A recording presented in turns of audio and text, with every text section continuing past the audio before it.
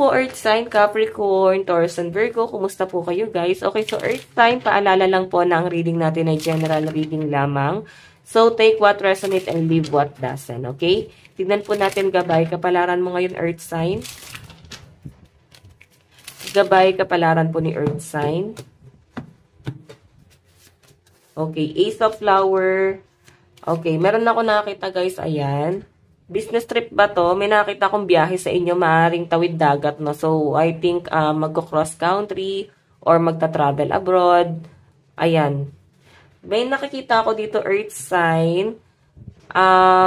Ayan, kung sa business to, maaaring marami kang asikasuhin kasi Ten of Diamond, guys, is business, no? So, I think nakapokus ka talaga doon. Yung iba sa inyo, guys, maaaring nag-order ng mga materyales, baka may mga dinideliver or baka magpapagawa kayo ng bahay. Meron kayo guys pinapa-renovate. Ayan. Meron kayong pinapaayos, pinapagawa. Yun po yung pinapakita sa akin. So, 10 of Diamond. Mas nagpo-focus ang mga Earth signs sa kanilang kaperahan. Nagpo-focus ka ngayon pagdating sa inyong stability. And eto na nga, sa dami guys ng mga nakaligtaan mo, napabayaan mo yung stability mo, no? Maaring masyado kang nalibang sa ibang bagay. 4 of Flower guys. Sa pinapakita sa akin dito. Maaring ang daming betrayal na nangyari or maaring ang daming nawala sa inyo. Kaya parang bumabangon ng mga Earth sign, no? Parang bumabawi ka ngayon na parang, oh my God, bakit ako nag-focus doon sa bagay na yon? Naubos yung oras, panahon ng mga Earth sign kakaisip doon sa bagay na yon, guys.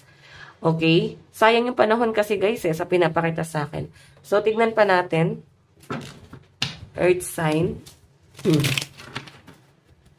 Medyo dominante ang energy ng mga Earth sign dito.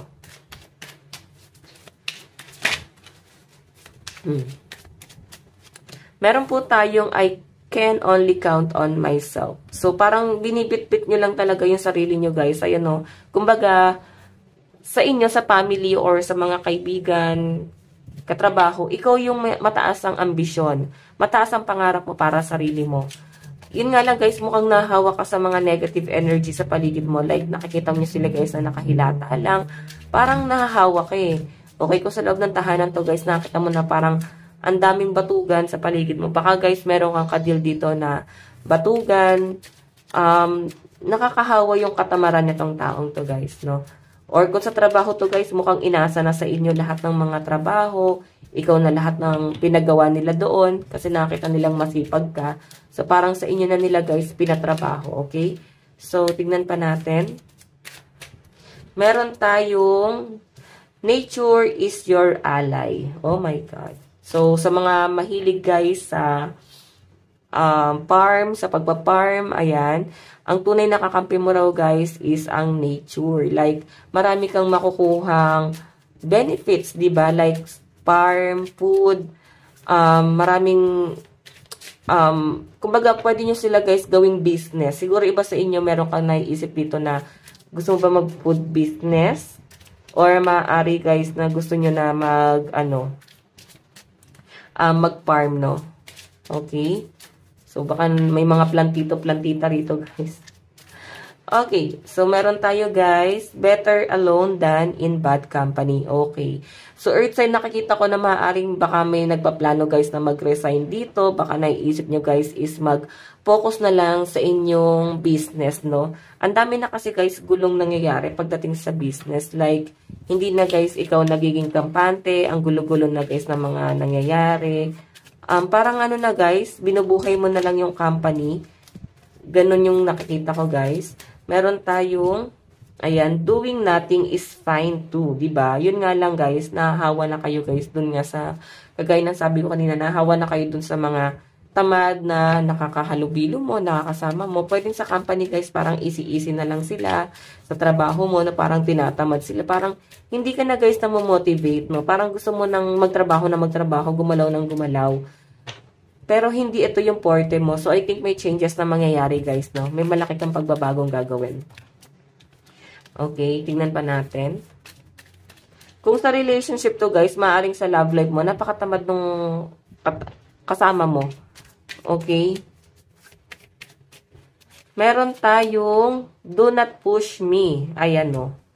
may tamad kang kasama, manipulative yung nakikita ko, earth sign, pinipilit ka sa isang bagay na hindi mo pa guys gustong gawin. May nakikita rin ako earth sign na mukhang ngayon gusto mo guys ng mag-unwind muna, lumayo, mag-isip, magpahangin, ganun yung pinapakita sa akin. Ang dami siguro guys problemang nangyayari. So parang ayun nga, nawawalan ka guys ng motivation. Nawalan ka na ng ganang gumalaw. Marami kang pangarap pero sa totoo lang earth sign, wala pa talagang nangyayari. Okay, mataas ang pangarap mo pero wala guys nangyayari. Bakit? Nagpapa-apekto ka kasi earth sign sa mga tao sa paligid mo eh.